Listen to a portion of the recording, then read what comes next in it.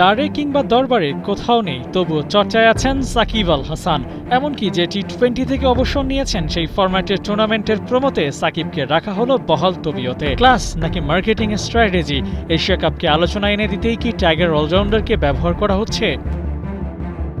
Asia cup 2025-এর host ভারতের এক media promo করেছে, যেখানে সাকিব আল হাসানকে তারা রেখেছে শুরুর দিকে, বিগেস্ট স্টার বলেও পরিচয় করিয়ে দিয়েছে তারা। কিন্তু এখানেই প্রশ্ন, আসন্ন এই টুর্নামেন্টে সাকিব খেলবেন না, এমনকি টি-20 থেকেও সাকিব অবসর নিয়েছেন। তাই আর যাই হোক, সাকিবের এশিয়া কাপ খেলার সম্ভাবনা নেই বললেই চলে। সেখানে সাকিবকে প্রমোতে রাখার মানেটা কি? উত্তরটা সহজ, বাংলাদেশের মার্কেটটা ধরতে চায় ওরা, আর সেজন্য সাকিবের চেয়ে বড় বিজ্ঞাপন আর কি হতে পারে। বাংলাদেশের সবচেয়ে বড় তারকা, এমনকি এশিয়া কাপ কিংবা বিশ্বকাপের মতো বিগ ইভেন্টেও সাকিব নিজের সেরা সময় থেকেছেন one of the super performer হয়ে। তাকে প্রমোতে রাখলে আলোচনা হবে, আর তাতে পূর্ণতা পাবে এশিয়া কাপ 2025-এর প্রমো।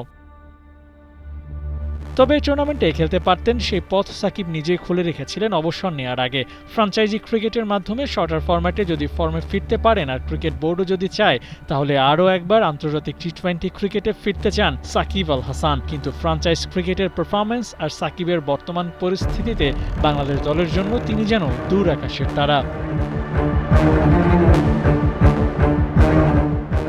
কিন্তু জাতীয় দলের বাইরে আছেন প্রায় বছর খানেক। টাইগার জার্সিতে তার ফেরা হয়নি, তবুও এই 22 গজ যেন বারবার তার কাছে ফিরে যায়। বাংলাদেশ দলের খারাপ কিংবা ভালো পারফরমেন্সেও তাকে নিয়ে আলোচনা হয়, আর ভিনদেশি ব্রডকাস্টাররাও তাকে নিয়ে প্রচারণা চালায়। আবু নাঈম, ৭১।